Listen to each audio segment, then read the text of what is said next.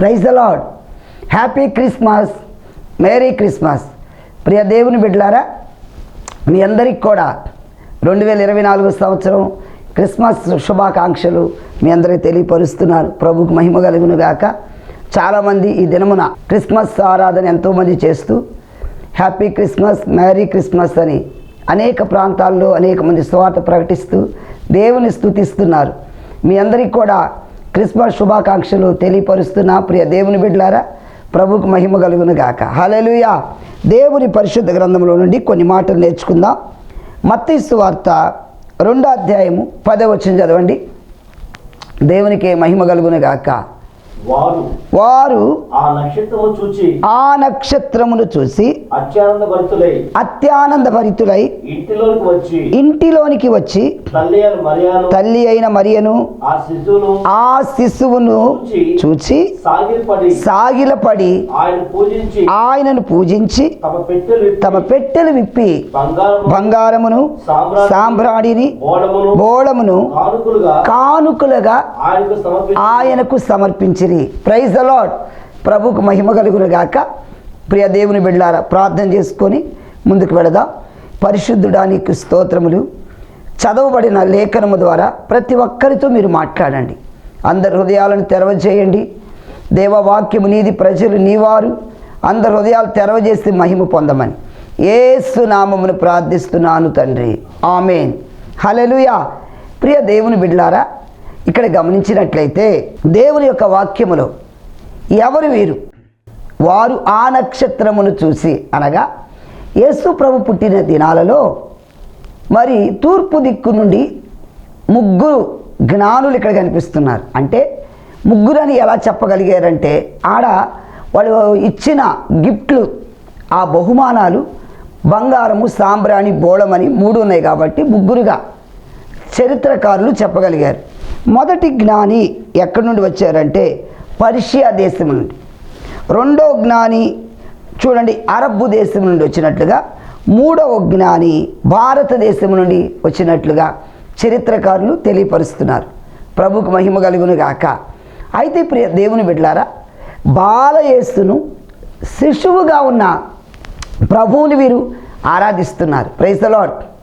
ఇంత పండితులు, జ్ఞానం తెలిసిన వారు, తత్వజ్ఞానం, అన్ని జ్ఞానాలు ఎరిగిన వారు, వారు అన్వేషించి ఈ బాలుడుగా, ఈ లోకరక్షకుడుగా యేసు ప్రభు ఒక మానవుడిగా భూమి మీద జన్మిస్తున్నాడని తెలుసుకోగలిగి వారు తూర్పు దిక్కులోని నక్షత్రాన్ని చూడండి చూసి, అంటే వాళ్ళు ఎలా, వాళ్ళ జ్ఞానం చూడండి, వాళ్ళు చదివిన ఆ చదువు దానిని బట్టి అన్వేషించి ఎక్కడ ఆయన పుట్టాడు తెలుసుకున్నారు. ఏ ప్రాంతంలో ఈ లోకరక్షకుడు ఉద్భవించాడని తెలుసుకొని అన్వేషించి సుదూర ప్రయాణం వాళ్ళు చేసి అక్కడికి వచ్చి బాలుడిగా ఉన్న ప్రభు దగ్గరకు ఆయన ఆరాధించడానికి చూడండి ఏమంటున్నారు. వారు ఆ నక్షత్రమును చూసి అత్యానందభరితులై ఇంటిలోనికి వచ్చి తల్లి అయిన మరియను ఆ శిశువును చూసి సాగిలపడి ఆయనను పూజించి విప్పి బంగారమును సాంబ్రాణిని బోళమును కానుకలుగా. జాగ్రత్త వినండి ప్రియ దేవుని బిడ్డలారా, ఇక్కడ 3 పాయింట్లు కనిపిస్తాయి. మొదటిగా వాళ్ళు ఆనందించారు. దేవునికి మహిమ. వాళ్ళు ప్రయాణం చేస్తూ వచ్చిన తర్వాత ఈ యెరూషలేములో వాళ్ళు ప్రవేశించిన తర్వాత ఆ నక్షత్రము అదృశ్యమయ్యేకి కలవరం వచ్చింది, ఆందోళన వచ్చింది. అయితే ఇక్కడున్న రాజుగారిని కలుసుకొని ఇక్కడ లోకరక్షకుడుగా ఉద్భవిస్తాడని ప్రవచనాలు ఎన్నో లేఖనాల్లో ముందుగానే ప్రభు గురించి వ్రాయబడిందని గుర్తెరిగిన వీరు వచ్చి హేరోదు దగ్గరికి వచ్చారు. చూడండి మత్తయి సువార్తలో ఈ 2వ అధ్యాయంలో మొదటి నుంచి చదవండి. రాజైన హేరోదు దినముల యందు యోదయ దేశపు పిమ్మట ఇదిగో అదిగో ఈ జ్ఞానులు ఎక్కడికి వచ్చారు? యోదయ దేశంలో మరి యెరూషలేముకి వచ్చారు. యెరూషలేములోకి వచ్చి ఈ హేరోదు దగ్గరికి వెళ్ళి అడుగుతున్నారు, అయ్యా మేము ఈ నక్షత్రాన్ని బట్టి ఒక మహానుభావుడు పుట్టాడని గుర్తెరిగాం.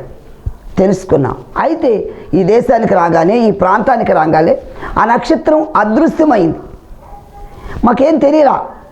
అయితే దయచేసి ఆ యొక్క జాడ ఈ యెరూషలేములో ఆ రక్షకుడు ఉద్భవిస్తాడని తెలుసుకున్నాం కాబట్టి మీకేమైనా తెలిస్తే చెబుతారా అని ఆ యేసు ప్రభు గురించి హేరోదు రాజును అడగటం జరిగింది. ప్రైజ్ ది లార్డ్, హల్లెలూయా. యూదుల రాజుగా పుట్టినవాడు ఎక్కడున్నాడు? తూర్పు దిక్కున మేము ఆయన నక్షత్రమును చూసి ఆయనను పూజింపవచ్చితమని చెప్పిరి. హల్లెలూయా. అంటే ఆ రాజుగారు కూడా కలవరం వచ్చింది. ఏంటి, నేను రాజునైతే ఇంకొక రాజు పుట్టడమా? ఆయనలో ఒక ఆందోళన, కలవరం, ఆగ్రహం అన్నీ వచ్చాయి.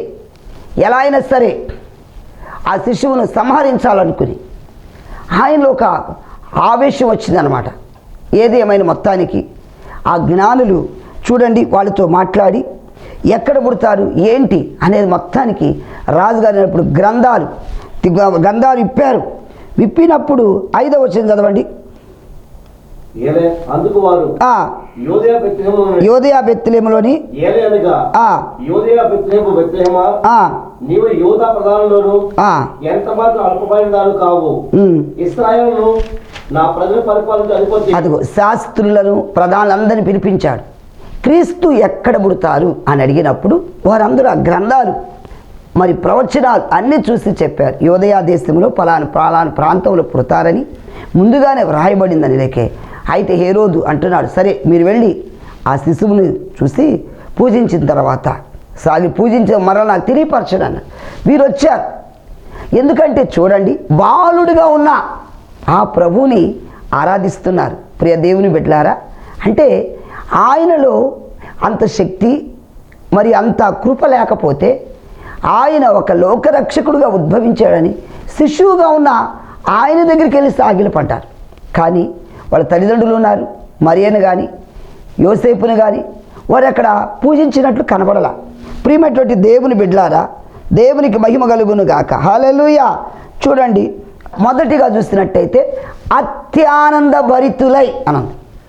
ఈరోజు దేవుని పిల్లలారా, మనము ఆనందించాలి. లోకరక్షకుడు ఈ భూమి మీదకి ఉద్భవించాడు కాబట్టి ఈరోజు క్రిస్మస్ ఆనందం నీ కుటుంబంలో ఉన్నదా? ఆయన ఎప్పుడో జన్మించాడు. ప్రభువుకు మహిమ కలుగును గాక. టీవీ శ్రోతలారా, దేవుడు మాట్లాడుతున్నాడు కనుక ఆయన ఈ భూమి మీదకి ఎప్పుడో ఉద్భవించాడు. ఈరోజు ప్రపంచవ్యాప్తంగా ఆనందిస్తున్నారు. చాలామంది క్రిస్మస్ అంటూ క్రీస్తును ఆరాధించాలని చాలామంది చక్కగా గృహాల మీద స్టార్లు, అలాగే ఇల్లు డెకరేషన్లు, నూతన వస్త్రాలు, మందిరాలు అలంకరణ, గృహాల అలంకరణ. ఎందుకు? ఆనందం. ఆయన పుట్టుక దిన వేడుక జరుపుకుంటూ చాలామంది సంతోషిస్తున్నారు. ప్రియమైనటువంటి క్రైస్తవ బిడ్డలారా, ఈరోజు నీ జీవితం మరి ఆనందం ఉందా? లోకరక్షకుడు జన్మించాడు కనుక అందరూ ఆనందముతో. అంటే ఇక్కడ చూడండి, మనకు 3 పాయింట్లు. మొదటిది వారు ఆనందించారు, రెండవది ఆరాధించారు, మూడవది సమర్పించారు. ప్రభువుకు మహిమ కలుగును గాక. అంటే ఈ 3 పాయింట్లు మనకు కనిపిస్తున్నాయి. మొదటిగా చూసినట్టయితే వాళ్ళు ఆనందించారు ఆ శిశువును చూడగానే. మనకు ఆనందం ఎప్పుడు వస్తుంది? మనకిష్టమైన వాళ్ళు వచ్చినప్పుడు, మనకిష్టమైన వాళ్ళు కనుక మనం చూసినప్పుడు, మనకిష్టమైన వాళ్ళు కలిసినప్పుడు ఎంత ఆనందం తెలుసా? మన బంధువులు వచ్చారు ఇంటికి, వాళ్ళకి ఇష్టమయ్యారనుకో, ఎంత ఆనందం, ఇక సంబరం చాలా. ఎందుకంటే కొంతమంది చూడండి, దూరంలో కొన్ని దినాలు దూర దేశం నుండి వచ్చిన తర్వాత ఆనందం ఇంటి వాళ్ళకి. అలాగే వీరు కూడా అన్వేషించి ఎత్తుక్కుంటూ చాలా ఆ నక్షత్రం మధ్యలో మాయమైపోయినప్పుడు అది ఎత్తుకుని ఎన్నో కష్టాలు పడి ఇబ్బందులు పడి మరి ఎత్తుక్కుంటూ వచ్చిన తర్వాత ఆ బాలయేసుగా ప్రభు ప్రత్యక్షమయ్యేలకే వారిలో ఒక ఆనందం వచ్చింది. దేవునికి మహిమ కలుగును గాక. అందుకే ఆ శిశువును చూడగానే మొదటిగా అత్యానంద భరితులయ్యారు. ప్రభు నామానికి మహిమ కలుగును గాక. ప్రియమైనటువంటి క్రైస్తవ బిడ్డలారా, ఈరోజు నీ కుటుంబంలో ఆనందం కరువైందా? నీ కుటుంబంలో సంతోషం కరువైందా? ఈ ఆనందము యేసయ్య దగ్గర మాత్రమే ఉంటుంది. ఎందుకంటే భూమి మనం కూడా కొంతమంది పేర్లు పెట్టుకుంటారు, ఆనంద్ అంటారు, వారి జీవితంలో ఆనందమే ఉండదు. ఆరోగ్యం అంటారు, ఎప్పుడు అనారోగ్యమే. ఇక్కడ ఆనందాన్ని పేరు పెట్టుకునే జీవితంలో ప్రాక్టికల్గా నీ జీవితంలో ఒకవేళ ఆనందం ఉండకపోవచ్చు. కానీ ఈరోజు దేవుడు మాట్లాడుతుంది ఏంటంటే ఈ ఆనందము యేసయ్య దగ్గర మాత్రమే మనకు దొరుకుతుంది. ప్రభునామానికి మహిమ. మొదటి పాయింట్ చూసినట్టయితే వాళ్ళు ఆనందించారు. చూడండి, కీర్తనకారుడు 96వ కీర్తన 11వ వచనంలో కూడా మనకి అక్కడ ఏమని రాయబడిందో చదువుదాం ఒకసారి. యెహోవా ఏం చేయుచున్నాడు? ఆకాశము యెహోవా ఏం చేయుచున్నాడు? ఆకాశము సంతోషించును గాక, ఆకాశము సంతోషించును గాక, భూమి ఆనందించును గాక. అదిగో ఆయన వచ్చేస్తున్నాడు. అయితే ఆకాశం ఏం చేస్తుందట? సంతోషిస్తుంది. భూమి ఆనందిస్తుంది. ప్రభునామానికే మహిమ కలుగును గాక. ఎందుకంటే దేవుడు వస్తున్నప్పుడు ఆనందం. ప్రభునామానికే మహిమ కలుగును గాక. హల్లెలూయా. ఈ దినమున ఈ ఆనందము, ఈ సంతోషము ఎక్కడ దొరుకుతుందంటే ప్రభు దగ్గర మాత్రమే మనకు దొరుకుతుంది. ఇదే మాట మొదటి దినవృత్తాంతములు 16వ అధ్యాయం 31వ వచనంలో కూడా చదవండి. యెహోవా ఏడుచున్నాడని జనములు చాటించుడి, ఆకాశమును ఆనందించును గాక. ఆమేన్. హల్లెలూయా. ఆయన వచ్చినప్పుడు ఆకాశము, భూమి సమస్తం ఆనందం. 97వ కీర్తనలో ప్రభునామానికే మహిమ మొదటి వచనంలో కూడా ఏమనుందంటే యెహోవా రాజ్యము చేయుచున్నాడు, భూలోకము ఆనందించునుగాక. ప్రియమైనటువంటి సహోదరుడా, సహోదరి, ఈరోజు నీ జీవితంలో ఈ ఆనందం కొదువైందా? క్రిస్మస్ ఆనందం చాలామంది చక్కగా రాస్తున్నారు కొన్ని చోట్ల. క్రిస్మస్ ఆనందం. ఈరోజు ఆనందించండి అని కొంతమంది పాటలు పాడుతూ ఆనందించండి, అందరూ ఆనందించండి, ఆరాధించండి, అందరూ ఆరాధించండి. హల్లెలూయా. ఎందుకంటే ఆనందించండి, లోకరక్షకుడు ప్రభు పుట్టాడని. దేవునికి మహిమ కలుగును గాక. మనకు ఆనందం, ఈ సంతోషం ఎక్కడ దొరుకుతుందంటే యేసయ్య దగ్గర మాత్రమే. ప్రియ దేవుని బిడ్డలారా, ఈ ఆనందం ప్రభు సన్నిధిలో ఉంటే ఆనందమే వేరు. అయితే వీరు ఎప్పుడైతే ఆ బాలుడుగా ఉన్న శిశువును చూశారో వాళ్ళలో ఎంతో ఆనందం. ప్రభునామానికే మహిమ కలుగును గాక. నెహెమ్యా గ్రంథంలో 8వ అధ్యాయము 10వ వచనం కూడా చూడండి. ఈ ఆనందము దేవుని దగ్గర మాత్రమే మనకు దొరుకుతుంది. దేవునికి మహిమ కలుగును గాక. మరియు అతడు వారితో ఇట్లా నేను పదండి, భక్షించుడి, మధురమైన దానిని పానము చేయుడి,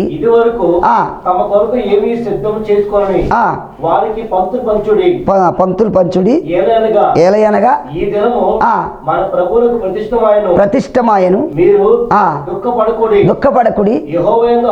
ఆమేన్. హల్లెలూయా. యెహోవాయందు ఆనందించుట వలన ఆమేన్. వాక్యం వింటున్న ప్రియ దేవుని బిడ్డలారా, ఈ క్రిస్మస్ అని ఎంతో ఆనందం గడుపుకుంటున్న వాళ్ళ ఆనందించండి. ఆయనందు ఆనందించడం వల్ల మనకు బలము దొరుకుతుంది. Praise the Lord. దేవుని యందు ఆనందించండి. ఈరోజు సంతోషమే సగ బలం.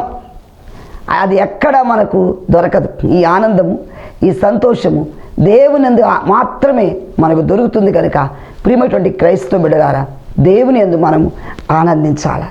ఎక్కడో కొట్టులోకి వెళ్ళి కిరాణా కొట్టు దగ్గరికి నాకు ఆనందం ఏమంటే ఇవ్వలేరు. ఎంత డబ్బున్న మనిషి జీవితంలో ఈరోజు ఆనందం కొదువైపోతుంది. వాళ్ళు సంతోషంగా ఉండలేకపోతున్నారు, ఆనందంగా ఉండలేకపోతున్నారు. ఈ ఆనందము దేవుని దగ్గర మాత్రమే. ఈ ఆనందము ఎప్పుడు దొరికింది? జ్ఞానుల కంటే యేసయ్యను చూసిన వెంటనే అత్యానంద భరితులై ఆనందించారు. హేరోదు దగ్గరికి వెళ్ళినప్పుడు ఆనందం లేదు, కలవరం, భీతి, భయం వాళ్ళలో ఉంది. ఎప్పుడైతే బాలుడుగా ఉన్న ఆ శిశువును చూసిన వెంటనే అత్యానంద భరితులయ్యారు. ఈరోజు దేవుడు నీ జీవితంలో కూడా ఈ ఆనందమును అనుగ్రహించునుగాక. ప్రియమైనటువంటి సహోదరుడా, ఎన్ని రోజులైంది ఆనందాన్ని కోల్పోయి? ఎన్ని రోజులు అవుతుంది ఈ సంతోషంగా నీ కుటుంబంలో లేకుండా? భార్యాభర్తల మధ్య ఈ ఆనందాన్ని కోల్పోయారా? పిల్లలతో సంతోషం గడపలేకపోయారా? ఈరోజు దేవుని వాక్యం సెలవిస్తుంది, నీతో ఆనందించుడి. మరి ఈ జ్ఞానులు అత్యానంద భరితులై దేవుని మహిమపరిచినట్లుగా వాక్యంలో చూస్తున్నాం. రెండవ పాయింట్, మొదటిది అత్యానంద భరితులై ఆనందించారని, రెండవదిగా చూస్తున్నట్లయితే ఆరాధించారు. దేవునికే మహిమ కలుగును గాక. క్రైస్తవ బిడ్డలారా, దేవుని ఆరాధించాలి. ప్రతి క్రైస్తవుడు ఈరోజు క్రిస్మస్ అని సెలబ్రేషన్ చేసుకుంటున్నాం, సంతోషమే. చాలామంది క్రిస్మస్ అని టైం అంతా వేస్ట్ చేసుకుంటున్నారు, కానీ దేవునికి సమయం ఇస్తున్నావా లేదా? క్రిస్మస్ అంటేనే క్రీస్తును ఆరాధించుట. మరి క్రీస్తుని ఆరాధించాల్సిన నీవు సమయం వృధాగా వేటికి ఖర్చు పెట్టేస్తున్నావా?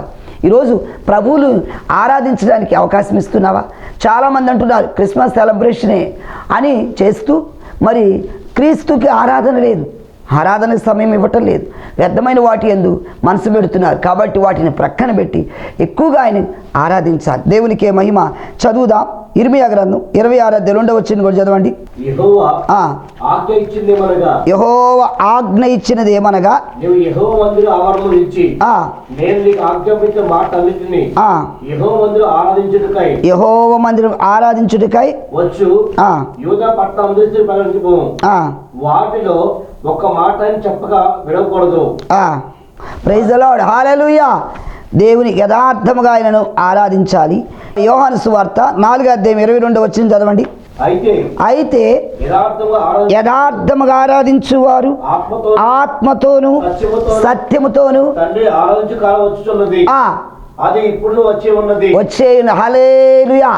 ప్రియ దేవుని బిడ్డలారా, మరి ఆత్మతో సత్యముతో తండ్రిని ఆరాధించాలి. ఈరోజు ఆత్మతో సత్యముతో ప్రభుని ఆరాధిస్తున్నావా? ప్రభునామానికి మహిమ, దేవునికి స్తుతియాగం చెల్లిస్తున్నావా? క్రైస్తవ బిడ్డలారా, మరి ఆరాధన నీ కుటుంబంలో, నీ సంఘములో, మరి మీ ఇంటిలో ఉన్నదా లేదా?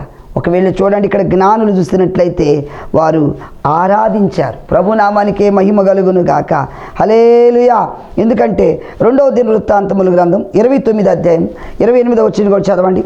అంతసేపును సర్వ సమాజమును ఆరాధించుండెను, గాయకులు పాడుచుండిరి. ప్రైజ్ ది లార్డ్, హల్లెలూయా. గాయకులు పాడుచుండిరి, బోరలు ఊదువారు నాదం చేయుచుండిరి. దహన బలి అర్పణ సమాప్తం అవ్వు వరకు ఇదంతా జరుగుచుండెను. వారు అర్పించడం ముగిన తర్వాత రాజులు అగ్నికులంలో వారందరూ తమ తల వంచి ఆరాధించురి. ఏమన్నారు? అంత తర్వాత యెహోవా స్తుతిగానం ఆరంభమైను. అంతసేపున సర్వ సమాజం ఏం చేస్తున్నారట? బోరలు ఊదుచు నాదం చేయుచుండిరి.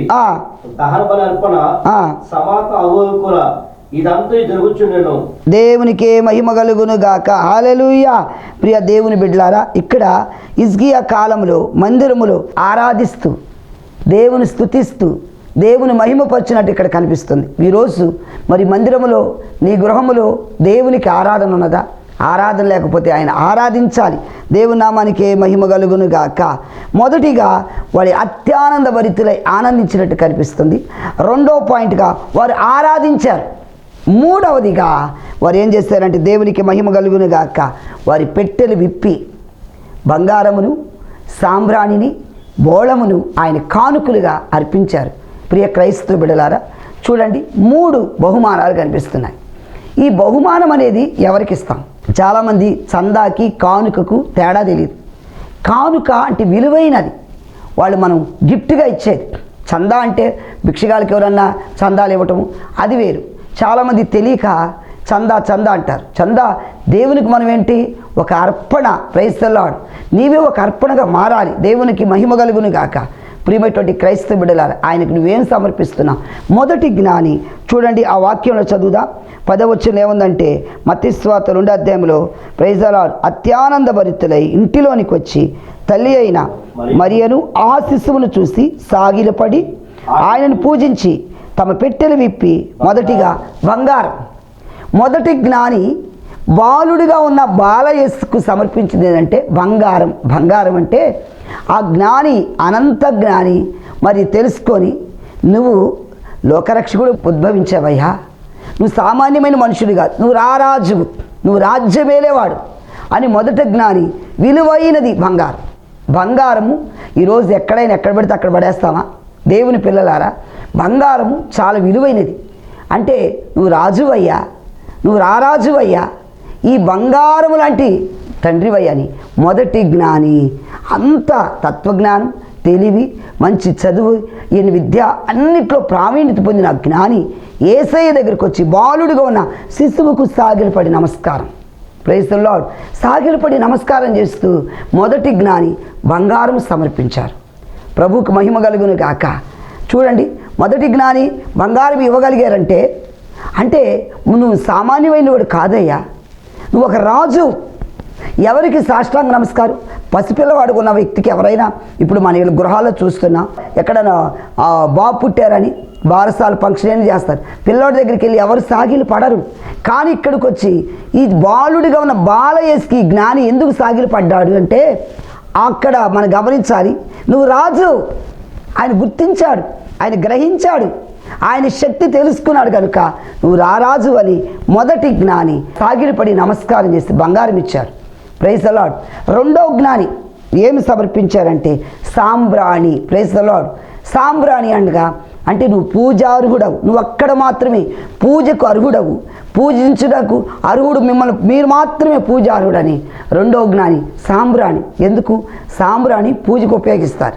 చూడండి, చాలామంది పిల్లలు పుట్టినప్పుడు కూడా జలుబు దగ్గు అలాంటి ఏ బలహీనత లేకుండా పిల్లలకు ఆ సాంబ్రాణి అది ఉన్నప్పుడు పిల్లల్లో దగ్గున్న ఆయాసం ఉన్న ఉబ్బసం ఉన్న ఏ బలహీనతలు పోతాయని కొంతమంది సాంబ్రాణి అర్పిస్తారు. రెండవ జ్ఞానిగా సాంబ్రాణి సమర్పించారు. Praise the Lord. అయ్యా నీవు పూజార్హుడవు, పూజకు యోగ్యుడవు మీరేనయ్యా అని రెండో జ్ఞాని గుర్తించారు. దేవునికి మహిమ కలుగును గాక. కాబట్టి ప్రియ క్రైస్తవ బిడ్డలారా, చూడండి, మనము కూడా ఆయన పూజించే వారిగా ఉండాలి. దేవునికి మహిమ కలుగును గాక. మూడవ జ్ఞాని ఏం సమర్పించారట? బోళం. బోళం అంటే ఇది ఒక చేదుతో కూడినది.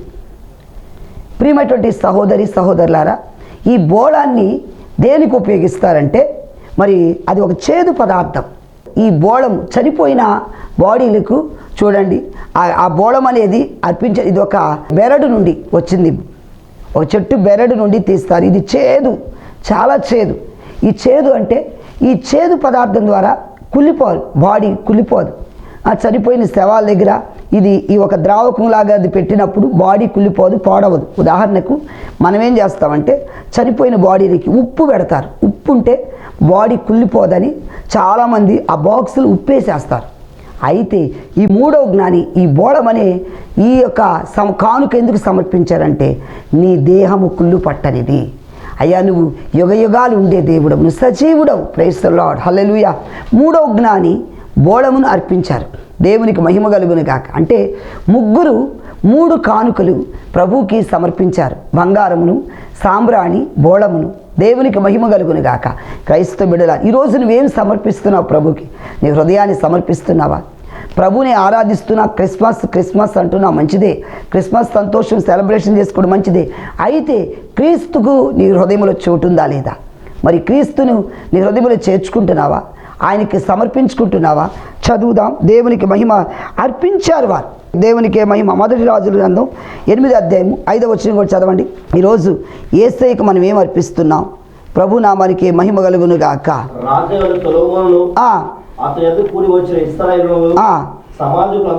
సమాజకులందరూ గొర్రెలను అదిగో దేవునికి మహిమ కలుగును గాక. హల్లెలూయా. సొలొమోను దినములలో దేవుని మందిరం కట్టినప్పుడు లెక్కింపశక్యము గాని దేవునికి అర్పణగా వారు అర్పించారు. ఏమేమి అర్పించారంటే అక్కడ గొర్రెలను, ఎడ్లను.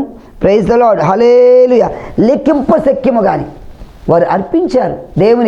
దేవుని స్తుతిస్తూ దేవునికి అర్పించారు. సమర్పించటం.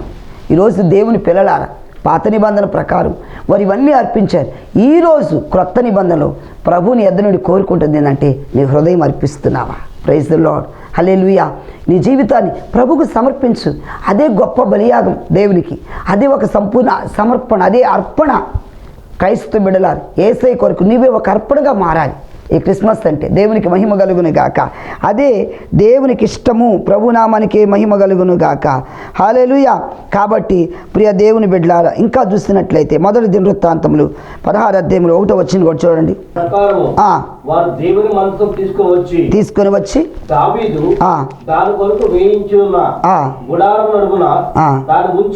ఉంచి దహన బలులను సమాధాన బలులు అర్పించారు. ఈరోజు యేసయ్యకు నువ్వు అర్పిస్తున్నావా? క్రైస్తవ బిడ్డలారా, హృదయం అర్పించండి. దేవుడు కోరుకుంటున్నాడు. పాత నిబంధన గ్రంథంలో వాళ్ళు బలులు అవన్నీ అర్పించారు. ఈరోజు యేసయ్య కోరుకుంటున్న అర్పణ నీ దగ్గర ఉంటే ఏంటంటే నీ హృదయమే దేవుని యొక్క ఆలయంగా మారాలి. ప్రభునామానికి మహిమ. ఈ క్రిస్మస్ అంటే ఇదేదో కాదు, కానీ క్రీస్తుని ఆరాధిస్తూ క్రీస్తుకు నీ హృదయాన్ని ఇస్తే ప్రభు ఎంతో సంతోషిస్తాడు. కాబట్టి ప్రియ దేవుని బిడ్డలారా, క్రిస్మస్ అని సెలబ్రేషన్ చేసుకుంటున్న దేవుని పిల్లలారా, ఈరోజు హృదయం అర్పిస్తారా? ప్రభుకి మహిమ కలుగును గాక. అప్పుడే దేవుడు ఆనందిస్తాడు. ఎవరి సోదరుడా, ఎవరి కుమారి, ఎవరి కుమార్తె, ఎవరి కుమారుడా, తమ్ముడా, చెల్లి, అక్క, ఈరోజు హృదయాన్ని యేసయ్యకి ఇస్తావా? ప్రార్థన చేద్దాం. నాతో పాటు ఏకీభవించండి. పరిశుద్ధుడానికే స్తోత్రములు నాయన. ఇదిగో అలనాడు నాయన లోకరక్షకుడుగా ఈ భూమి మీద ఒక మానవుడిగా మీరు వచ్చినప్పుడు నాయన జ్ఞానులు నాయన అయ్యా 3 ప్రాంతముల నుండి వారు వచ్చి బంగారము సాంబ్రాణి బోళములు నీకు అర్పించినట్లుగా మేము నేర్చుకున్నాం. అయితే ఒకటి వారు అత్యానంద భరితులు ఆనందించారని ఆయన, వారు ఆరాధించారని, వారు అర్పించారని 3 పాయింట్స్ నేర్చుకున్నాం. దేవా, ప్రతి ఒక్కరూ ఈ హృదయములో వాక్యాన్ని అన్వేషించుకునేటట్టు చేయండి. మీరు మాత్రం మహిమ పొందమని యేసు నామమును ప్రార్థిస్తూ వేడుకొంచున్నాం తండ్రి. ఆమేన్, ఆమేన్. హల్లెలూయా. ప్రియ దేవుని బిడ్డలారా, దేవునికి మహిమ. ఈ వాక్యం మీకు మీ కుటుంబాలకు మరి మేలుకరంగా ఉందని నమ్ముచున్నాను. ఇంకా ఆలస్యం ఎందుకు, మీ సంతోషాన్ని మాకు తెలియపరచండి. నా అడ్రస్ పాస్టర్ చందోలు మోషే, మన్నా ప్రార్థనా మందిరం, లంబాడిపేట, రాముల వీధి, విజయవాడ. దేవునికి మహిమ. నా ఫోన్ నెంబర్ 9703467777. ప్రియ దేవుని పిల్లలారా, మీ వంతుగా ఈ యొక్క కార్యక్రమానికి సహాయ సహకారాలు అందిస్తున్నారు. చాలా సంతోషం. మీ అందరికీ నా హృదయపూర్వక వందనాలు. ఎందుకంటే కొంతమంది భారంతో ఈ కార్యక్రమం దైవజనం నడిపిస్తున్నారని మేము కూడా మా సహాయ సహకారాలు అందిస్తాం. అయ్యా, ఈ సువార్త ప్రకటించండి అని కానుకలు పంపిస్తున్నారు. చాలా సంతోషం. ఎందుకంటే ఈ నెంబర్కు 9703467777కి మరి నా ఫోన్పే, గూగుల్ పే ఉన్నది. మరి ఎవరైనా సరే మీ విరాళాలు కానుకలు పంపించాలంటే ఈ నెంబర్కి పంపించవచ్చు. మీకోసం నేను నా ప్రార్థనా బృందం ప్రార్థన చేస్తాం. ప్రియ దేవుని బిడ్డలారా, దేవునికి మహిమ కలుగును గాక. అంత మాత్రమే కాదండి, మరిన్ని వర్తమానాలు మీరు వినాలనుకుంటున్నారా? మా యూట్యూబ్ ఛానల్ చందోలు మోషే అని సబ్స్క్రైబ్ చేయండి. సబ్స్క్రైబ్ చేయడం మర్చిపోవద్దండి. అలాగే కాదు, లైక్ చేయండి, షేర్ చేయండి. ప్రియ దేవుని బిడ్డలారా, ఎంతోమందికి ఆశీర్వాదకరంగా ఈ వర్తమానాలు ఉంటేనే కనుక మీరు దీవించబట్టమే కాదు, మీ ఫ్రెండ్స్కి, మీ స్నేహితులందరికీ కూడా తెలియపరచండి. దేవునికి మహిమ. ఒకవేళ మీరు ఏ చర్చికి వెళ్ళకపోతే క్రిస్మస్ ఆరాధనలు పాల్గొవాలనుకుంటే దయచేసి మీరు అందరూ పాల్గొవచ్చు. ఎక్కడంటారా? చిట్టి నగర్కు దగ్గరలో పాల ప్రాజెక్ట్ అని ఉంటుందండి. అక్కడ పైన మీకు ఒక సినిమా హాల్ థియేటర్ ఉంటుంది, సాయిరామ్ థియేటర్ అంటే. దాని ప్రక్కనే మిల్క్ ప్రాజెక్ట్ ఫంక్షన్ హాల్ అని ఉంటుంది. ఆ ఫంక్షన్ హాల్లో డిసెంబర్ 25 క్రిస్మస్ ఆరాధన జరుగుతుంది ఉదయం 10 గంటలకు. మరి విజయవాడ పరిసర ప్రాంత ప్రజలైతే పాల్గొవచ్చండి.